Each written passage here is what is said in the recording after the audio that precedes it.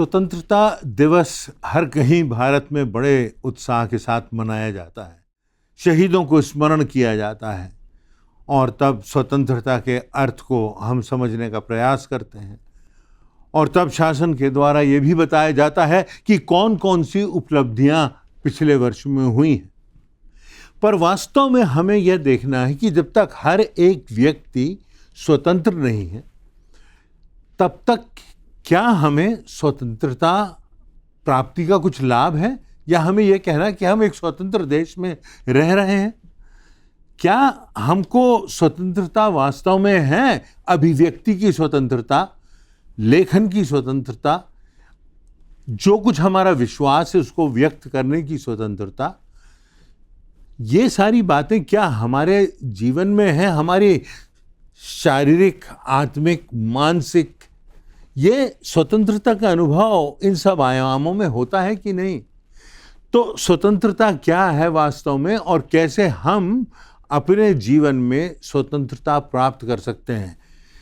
राष्ट्र का स्वतंत्र होना बहुत बड़ी बात होती है, परंतु जीवन में पापों की गुलामी से स्वतंत्र होना उससे भी बड़ी बात होती है इस संदर्भ में, क्योंकि जब हम पापों की गुलामी से स्वतंत्र हो जाते हैं और हम स्वतंत्रता का अर्थ समझते हैं, हम उसकी कीमत समझते हैं, हम समझते हैं कि उस स्वतंत्रता को प्राप्त करने के लिए संघर्ष किया गया, लहू बहाया गया, हजारों लोगों ने अपनी कुर्बानी दी, तब हमको लगता है कि वास्तव में इसकी एक बड़ी कीमत चुकाई गई है। और क्या हम उसके योग्य अपना जीवन जी रहे हैं?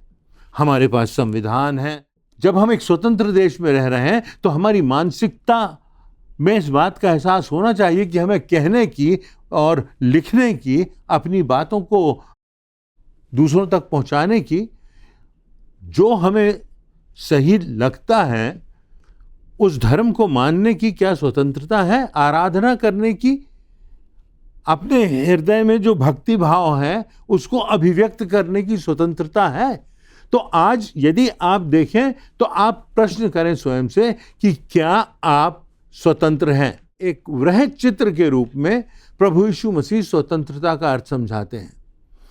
आइए हम परमेश्वर के वचन के अनुसार कुछ बातें स्वतंत्रता के संबंध में देखेंगे। यूहन्ना रचित सुसमाचार उसका 8वां अध्याय उसकी 31वीं आयत से आगे लिखा है, तब यीशु ने उन यहूदियों से जिन्होंने उसकी प्रतीति कहा, यदि तुम मेरे वचन में बने रहोगे तो तुम सचमुच मेरे चेले ठहरोगे और सत्य को जानोगे और सत्य तुम्हें स्वतंत्र करेगा। उन्होंने उसको उत्तर दिया कि हम तो इब्राहिम के वंश के हैं और कभी किसी के दास नहीं हुए, फिर तू क्यों कर कहता है कि तुम स्वतंत्र हो जाओगे?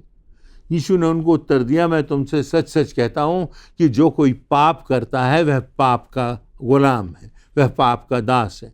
और दास सदा घर में नहीं रहता, पुत्र सदा रहता है। तो यदि पुत्र तुम्हें स्वतंत्र करेगा तो सचमुच तुम स्वतंत्र हो जाओगे।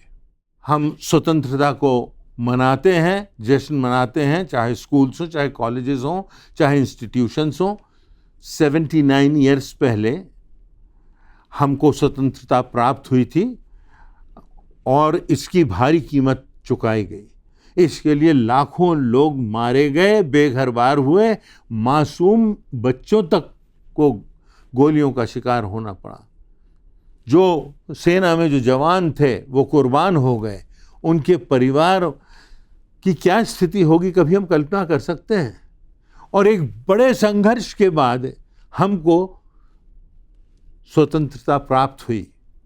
हमको ब्रिटिश सरकार से हम स्वतंत्रता प्राप्त कर सके।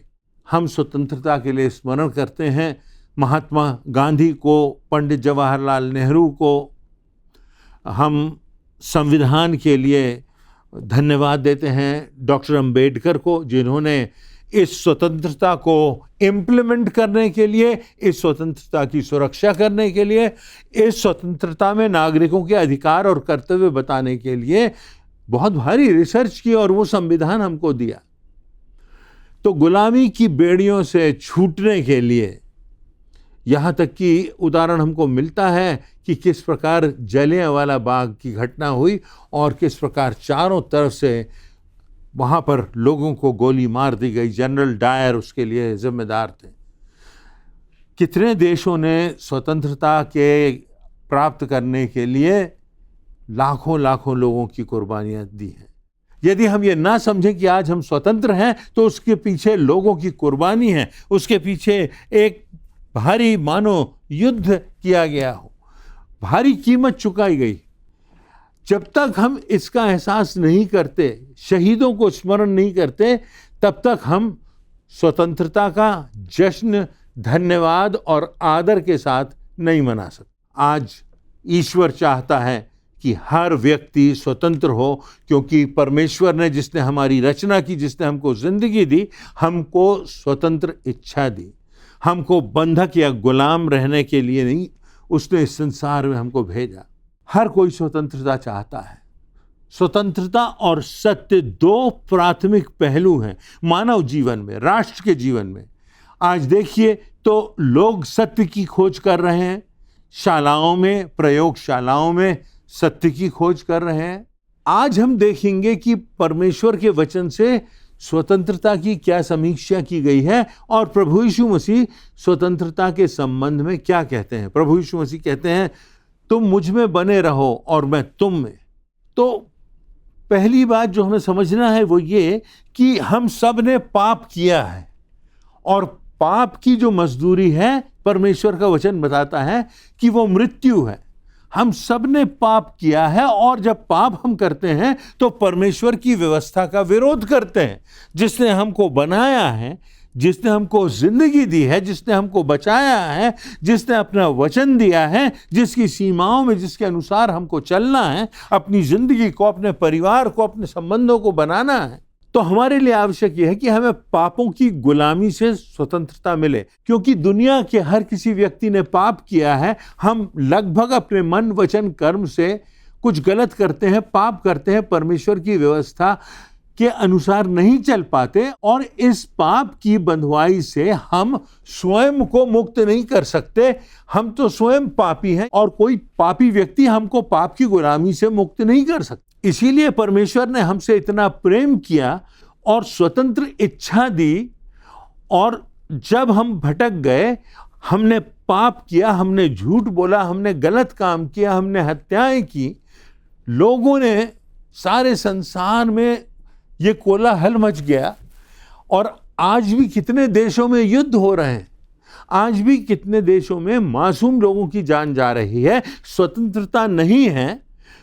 तो मूलभूत बात आ जाती है कि परमेश्वर के वचन के आधार पे हमें अपने जीवन को बनाना है और तब हम स्वतंत्रता प्राप्त कर सकेंगे, जब हमें पापों की गुलामी से आज़ादी मिले, मुक्ति मिले। और इसी बात के लिए प्रभु यीशु मसीह संसार में आए। परमेश्वर की व्यवस्था का जब हम विरोध करते हैं तो हमको कीमत चुकाना पड़ती है। हमको मुफ्त में स्वतंत्रता कैसे मिली? क्योंकि प्रभु यीशु मसीह जो निष्कलंक था, क्योंकि प्रभु यीशु मसीह जिसमें परमेश्वरत्व था, क्योंकि प्रभु यीशु मसीह जो स्वयं परमेश्वर है, वो इस संसार में उतर आया मानव का स्वरूप धारण करके, और तब उसने, निष्कलंक प्रभु यीशु मसीह ने सारे संसार को मुक्त करने के लिए पापों के बोझ से अपने प्राण दे दिए। जब उसने अपने प्राण दे दिए तो जब हमको पापों की गुलामी से आज़ादी मिलती है, जो प्रभु यीशु मसीह ने हमारे पापों की कीमत चुका दी, तो हम उस स्वतंत्रता का एहसास कर सकते हैं। हमने प्रभु यीशु मसीह को स्वीकार किया है, उसके सत्य को स्वीकार किया है, इस बात को माना है कि प्रभु यीशु मसीह परमेश्वर का पुत्र और हमारा मुक्तिदाता है, एकमात्र मुक्तिदाता है जो पापों से हमको छुड़ा सकता है, जिसको परमेश्वर ने भेजा है सारे संसार के हर एक मानव को गुलामी से छुड़ाने के लिए। जब हम इस बात पर विश्वास करते हैं और उसका अनुगमन करते हैं और प्रभु यीशु मसीह के नाम से जब हम बपतिस्मा लेते हैं और उसकी आज्ञाओं को मानते हैं और उसके आज्ञाओं के अनुसार अपने जीवन को, अपने परिवार को बनाते हैं और ये बताते हैं कि अनंत जीवन का रास्ता क्या है। जब प्रभु यीशु मसीह का प्रकाश हमारे जीवनों से प्रकाशित होता है, जब लोग देख सकते हैं, हमारे कल और आज में अंतर देख सकते हैं और देख सकते हैं कि हमारा व्यवहार दीनता से भरा है, हम क्षमा करने को तैयार हैं। ऐसे लोग जो प्रेम करने के योग्य भी नहीं, उनसे हम प्रेम करने को तैयार हैं, क्योंकि परमेश्वर ने हमारे साथ वही किया। लिखा हुआ है कि जब हम पापी ही थे तो प्रभु यीशु मसीह हमारी खातिर बलिदान हो गया। प्रभु यीशु मसीह कहते हैं कि जो कोई मुझ पर विश्वास करता है वह मर भी जाए तो भी जीवित रहेगा। क्यों? क्योंकि तुम तो पापों से मुक्त हो चुके हो, अब तुम्हारे सामने अनंत जीवन है, तुमको बेहतर जीवन मिलेगा, स्वर्गीय जीवन मिलेगा, परमेश्वर के राज्य में प्रवेश कर सकोगे। और जहाँ कहीं मृत्यु नहीं, जहाँ कहीं अलगाव नहीं, जहाँ शांति है, जहाँ आनंद है, जहाँ अपने बिछड़े हुए प्रियों से मिलन है और जहाँ परमेश्वर का राज्य है, जहाँ प्रभु यीशु मसीह का आधिपत्य है, तब हम वहाँ पहुँचने की निश्चितता को प्राप्त करते हैं और तब हमें संसार में स्वतंत्रता मिलती है। तो ये एक मूलभूत बात है, ये पहला कदम है। उसके बाद हम कहें हमको स्वतंत्रता मिल गई, हमने उद्धार प्राप्त कर लिया और अब हमको कैसा भी हम जीवन जी सकते हैं, यह बात नहीं है। हमको उस उद्धार की रक्षा करना है। प्रभु यीशु मसीह हमसे कहते हैं कि जो मुझ में बना रहे मैं उसमें बना रहूंगा और तब हमारा जीवन फलवंत होगा। प्रभु यीशु मसीह कहते हैं कि मैं तुझे सामर्थ दूंगा और पौलुस लिखता है कि उस सामर्थ से मैं सब कुछ कर सकता हूं। और स्वतंत्र होने के लिए इस सत्य को जानना आवश्यक है, जो परमेश्वर का सत्य है, जो एक सामान्य व्यक्ति भी समझ सकता है कि हमने प्रतीति की है, मान लिया है कि हम पापी हैं, हम कलुषित हैं और इस बात पर हमने विश्वास किया कि प्रभु यीशु मसीह के रक्त के बहाए जाने से हमको सब पापों की क्षमा मिली, क्योंकि प्रभु यीशु मसीह ने हमारे पापों की कीमत चुका दी। तो हमको विश्वास करना है, हमको अंगीकार करना है, हमको गवाही देना है, हमको प्रभु यीशु मसीह का, जैसे मानो प्रभु यीशु मसीह ने बताया कि एक पानी की कब्र के समान जैसे हमारी मानो मृत्यु हो गई और जब हम उस पानी की कब्र से निकले तो एक नया जीवन हमको प्राप्त हुआ, हमारा नया जन्म हुआ, हमारे सारे पाप, हमारे सारा अतीत का जीवन, वो सब कुछ समाप्त हो गया और एक नया अध्याय आया जिसमें हमको प्रभु यीशु मसीह की समानता में बढ़ना है, उसकी आज्ञाओं को मानना है और दूसरों तक इस बात को पहुंचाना है कि अनंत जीवन उपलब्ध है। तो हमको फिर जब हमें आगे बढ़ना है तो वो दूसरी बात आ जाती है कि हम वचन में बने रहें। संसार में तो कठिनाइयां हैं, उलझने हैं, गलत बातें हैं, शैतान का झूठ है। कहते हैं कि रास्ते तो बहुत से हैं, मंजिल एक ही है, आप कुछ भी मान सकते हो, किसी भी बात पर विश्वास कर सकते हो, परंतु हम पहुंचेंगे तो अंत में परमेश्वर के धाम में। ऐसा नहीं होता। प्रभु यीशु मसीह ने हमको बताया कि सत्य क्या है, असत्य क्या है, उचित क्या है, अनुचित क्या है, नैतिक क्या है, अनैतिक क्या है, पाप क्या है, पुण्य क्या है, और कैसे हम प्रभु यीशु मसीह की सामर्थ से, उसके कीमत चुकाए जाने से, हम अपने आप से, अपनी सामर्थ से, अपनी विद्वता से, अपने धन से, अपने पद से इस उद्धार को अर्जित नहीं कर सकते। ये तो परमेश्वर का वरदान है जो हमने प्रभु यीशु मसीह की आज्ञाओं को मानते हुए प्राप्त किया है। जब हमने प्रभु यीशु मसीह के आज्ञाओं को मानते हुए उसके वचनों का पालन किया है तो परमेश्वर ने हमको पवित्र आत्मा का दान दिया है। और तब लिखा हुआ है यूहन्ना 14:26 में कि जब पवित्र आत्मा आएगा तो वो हमें सब बातें सिखाएगा। यूहन्ना 16:13 में लिखा है वह सत्य का मार्ग हमको दिखाएगा वचन के द्वारा। यूहन्ना 17:17 में लिखा है कि ये जो वचन हैं ये सत्य हैं, ये अटल हैं, ये दृढ़ हैं, ये अनंत के मार्ग पर हमको ले जाएंगे।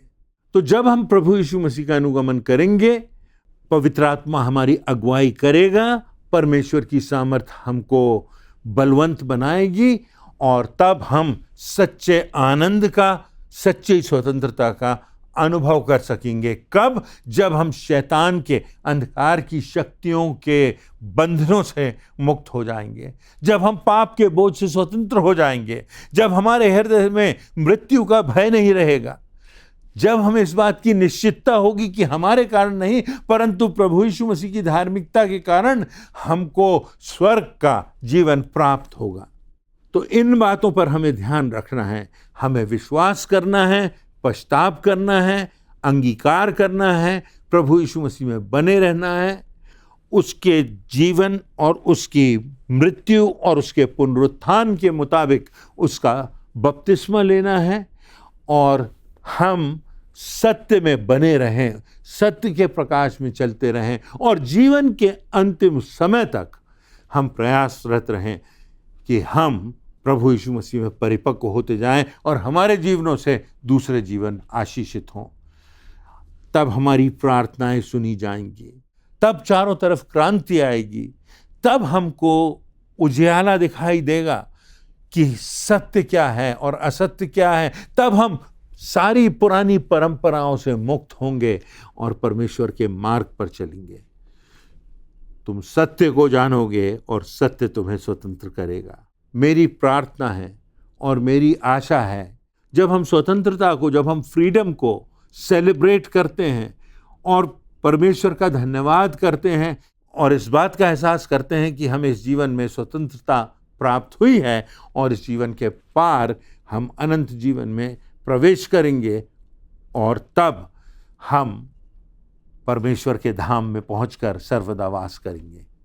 तो आइए हम देखें कि मात्र स्वतंत्र देश में रहने से हम पापों से मुक्त नहीं होते, हम नशे से मुक्त नहीं होते, हम गुलामी से मुक्त नहीं होते, हम किन्हीं गलत आदतों से मुक्त नहीं होते, परंतु जब व्यक्ति को स्वतंत्रता प्राप्त होगी तभी वो सच्ची स्वतंत्रता है। परमेश्वर हमको स्वतंत्रता का सही अर्थ समझने में हमारी अगुवाई करे, हमारी आँखों को खोले, हम उसकी आवाज़ सुन सकें और हम उसके बताए हुए मार्ग पर आगे बढ़ते जाएं। तब हम स्वतंत्रता का अनुभव कर सकेंगे। परमेश्वर आप सबों को आशीष दे।